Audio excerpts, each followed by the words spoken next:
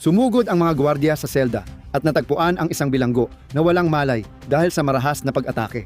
Nakakagulat pero karaniwan na ito dito sa loob. Kung ginalaw mo ang mga bata sa labas, magbabayad ka. Ang responsable sa pag-atake noong 2023 sa Hakia Prison, Kanlurang, Australia ay si Evan James Martin, 45.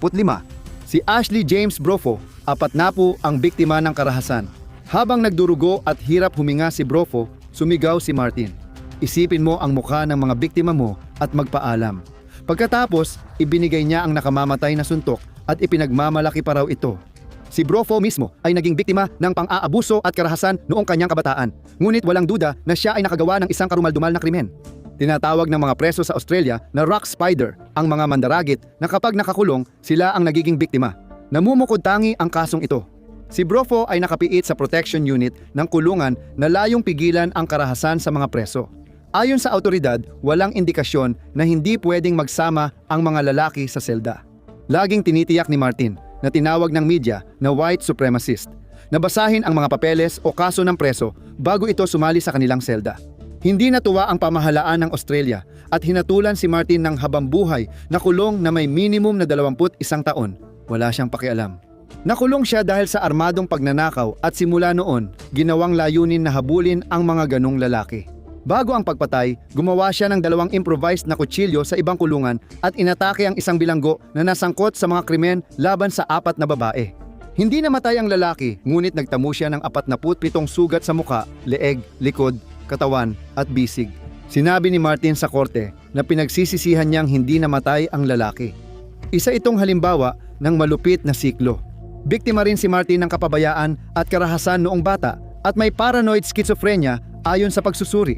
Sumali rin sa siklo ang stepbrother ni Brofo na biktima rin ng karahasan noong bata sa parehong bahay. Nagsisilbi siya ng sentensya dahil sa malaking kaso noong 2021 nang dukutin niya ang isang babae sa campsite. Ngunit hindi iniisip ni Martin ang mga dahilan at epekto nito. Karapat-dapat lang mamatay ang mga nangmomolestiya, yun lang. Paulit-ulit niyang sinasabi, masaya na siyang gugulin ang natitirang buhay niya sa likod ng rehas. Tinawag niyang hustisya para sa batang biktima ang pagkamatay ni Brofo at sinabing ito ay serbisyo para sa bayan laban sa mga katulad niya. Marami pa raw sila. Walang ligtas na nangmomolestiya sa loob ng kulungan, kahit pa sa protection block. Pero ang sumunod na nangyari ay magpapalabas na parang magaan lang ang kasong ito kumpara doon. Si Ian Watkins ay isang tunay na superstar, ang dating lead singer ng Welsh post-grunge punk pop band na Lost Prophets. Taglay niya ang kasikatan, yaman at paghanga ng milyon-milyong tagahanga, babae at bata. Ngunit nawala rin lahat iyon sa kanya. Matapos ang sunod-sunod na krimeng ayon sa mga piskal ay lampas sa imahinasyon, nagbukas ng bagong yugto at lumubog sa mas malalim na kasamaan. Matagal nang pinaghihinalaan ng pulisya ang kanyang mga krimen, hindi lang paggamit ng droga. Noong 2012, matapos maimbestigahan sa droga, inaresto si Watkins dahil sa mas mabibigat na kaso. Nahatulan siya ng 35 taong pagkakakulong sa Her Majesty's Pleasure sa Wakefield Prison sa Hilagang Inglaterra, na tinatawag ng mga preso na Monster Mansion. Ang lugar na ito ay para sa pinakamasasama sa masasama, puno ng mga manyak at palaging may kaguluhan. Si Watkins ay parang patay na naglalakad at nabiktima ng mga nangongotong. Makalipas ang ilang taon, nadiskubre ng mga opisyal na may mobile phone siya sa selda. Itinanggi niyang kanya iyon at sinabing itinago lang para sa ibang preso. Ganito ang pwedeng mangyari kina Watkins sa kulungan. Madali silang mapagsamantalahan dahil sa bantang nakaamba. Sa korte, sinabi niyang tinakot siya ng mga preso na papatayin siya kung hindi niya itatago ang telepono at puputulin ang leeg niya gamit ang labaha. Sa Monster Mansion, hindi basta nagbabanta ang seryosong tao. Lalo pang lumala, tuloy-tuloy pa rin ang pagtanggap ni Watkins ng maraming liham mula sa mga babaeng tagahanga.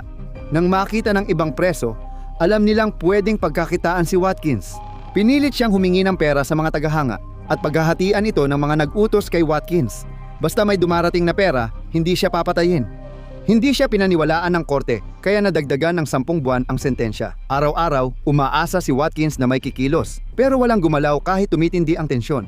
Noong 2023, iniulat ng British media na inatake ng 3 preso ang napahiya at dating rockstar at ikinulong siya sa selda.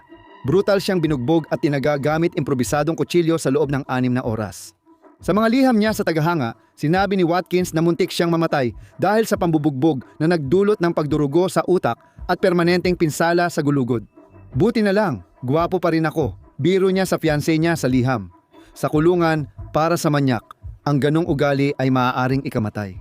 Sa huli niyang liham noong 2025, sinabi niya sa isang babaeng tagahanga na ayaw niya ng weekends dahil doon binubuksan ang mga pinto at kahit ano maaaring mangyari. Bukas na mga selda, bangungot ng manyak, patay na natagpuan si Watkins, binugbog at sinaksak sa leeg, ngunit ang pumatay sa kanya ay mga hindi rin matinong tao. Isa, miyembro ng gang ay nakapatay ng inosente dahil sa maling akala, habang ang isa pa ay brutal na umatake sa babaeng dinukot niya. Sa loob ng kulungan, ang mga pinakamalulupit na lalaki, ang pinakamasasama, ang pinakabaliw ay maaaring maghanap ng isang tao na sa tingin nila ay mas masahol pa sa kanila at tawagin ang pag-atake bilang makatarungang karahasan. Para sa marami na nasaktan noong bata pa sila, ito ay simpleng ganti lang sa isang bulok na mundo. At ang sumunod na nangyari sa Arizona ay lalo pang nagtulak sa hangganan ng karahasan sa loob ng kulungan. Si Ricky Wassenaar ay nakakulong ng halos 40 taon at nadagdagan pa ito matapos niyang mang-hostage ng mga gwardiya ng 15 araw noong 2004. Noong 2025, siya ay marahas at hindi matatag. Mayroon siyang 16 na habambuhay na sentensya. Sabi ng mga preso, wala nang mawawala pa sa mga lalaking iyon. Noong Abril 4, pinabilis ni Wassenaar ang pagtanggal sa bagong kasama sa selda. Hinintay niyang makatulog ang lalaki bago sinakal at sinaksak ito. Inayos niya ang katawan para magmukhang natutulog si Saul Alvarez, na tinatawag ng mga Amerikanong preso na Chomo. Ngayon, patay na siyang Chomo. Hindi pa rin tapos si Wassenaar. Nilagay niya ang bato sa fishnet laundry bag at tahimik na naglakad papunta sa bakod kung saan naghihintay ang mga preso papasok sa mess hall. Hampas niya sa ulo at mukha ang naging sanhi ng pagkalat ng dugo. Namamatay sina Thorn Harnage at Donald Lashley na parehong may sentensya dahil sa krimen laban sa kabataan. Ang pagsisisi lang ni Wassenaar ay hindi siya nakapatay ng higit pa. 7 ang napatay niya, pero umaasa siyang makakarating sa 13 o Baker's dozen. Nasa protective custody ang napakadelikadong tao dahil sa hostage crisis noong 2004 na pinamunuan niya, kung saan inatake ang isang babaeng opisyal. Dahil dito, isinama si Wassenaar sa ibang bilanggo na minsang nanakit ng babae at bata. Iginiit niyang hindi siya nababagay doon at hindi siya katulad nila. Nang pinakiusapan siyang makihati sa selda, iyon na ang huling patak. Binalaan niya ang mga opisyal na papatayin ang sino mang ipadala nila pero tila wala silang pakialam. Sabi ni Wassenaar, ang pagpatay sa mga ulupong na di na makakasakit muli ay hustisya. Sumunod lang daw siya sa di nakasulat na patakaran ng bilangguan na hindi maintindihan ng karaniwang tao. Huwag mo raw siyang tawaging halimaw, ayon sa panayam. Isa siyang mamamatay halima. At kakaiba iyon. Patunay ang kaso na walang ligtas sa mga bilangguan sa Amerika, kung saan mas maraming namamatay na nangmomolestiya kaysa ibang preso. Maraming lalaki ang gustong makibahagi sa titulong iyon kasama niya, lalo na ang susunod na lalaki sa isang kwento ng kalupitan noong 2025. Sa Green Correctional Institution, North Carolina, natagpuang patay ang isang 60 anyos na dating guro sa middle school na inakusahan ng krimen laban sa estudyante. Si Ernest Nichols ay nakatakdang makalaya sa 2027. Hindi tulad ng iba, ang kanyang kaso ay paglabag sa batas ng edad ng pahintulot sa kanilang estado. Nakulong siya ng 15 taon, target pa rin siya, kahit hindi kasing tindi ng iba ang kanyang krimen sa pangmomolestiya. Pero dahil hindi siya itinuring na mapanganib, inilagay siya sa minimum security na kulungan na parang dormitoryo ang tirahan. Ibig sabihin, wala siyang kahit anong proteksyon laban sa mga halimaw na mamamatay tao. Katulad ni Wilbert Baldwin, 41 taong gulang na bilanggo. Si Baldwin ay naglilingkod ng sentensyang kamatayan para sa second-degree murder. Isang araw, nilapitan niya si Nichols sa kanyang kama at pinatay ito. Hindi sinabi ng autoridad ang detalye, pero halos doble ang laki ni Baldwin kay Nichols at malakas siya kaya hindi nakakagulat ang resulta. Pinapakita ng pagpatay na kahit mababa ang kasalanan ng ilang bilanggo gaya ng molester, hindi sila ligtas. Pero hindi laging vigilante justice ang dahilan ng pagpatay. Minsan hindi malinaw ang dahilan at umaabot pa sa matinding karahasan. Si Rocky Ali Beeman ay nakakulong sa Apalachee Correctional Institution, Florida dahil sa maraming krimen tulad ng pagpatay, kidnapping at pagnanakaw. Noong Hulyo 5, 2012 habang naliligo si Bruce Hunsaker, ang kasama ni Beeman sa selda. Hustisya para sa isang 10 taong batang babae lang ang laman ng isip ni Beeman. Habang naliligo si Hunsaker, palihim siyang nilapitan ni Beeman at sinaksak ng 80 beses gamit ang improvised na kutsilyo. Nang tanungin sa korte kung bakit niya pinatay si Hunsaker, sabi niya para sa bata at hustisya iyon. Pero may iba pa siyang dahilan. May utang kay Hunsiker at marami pang hindi alam tungkol kay Biman.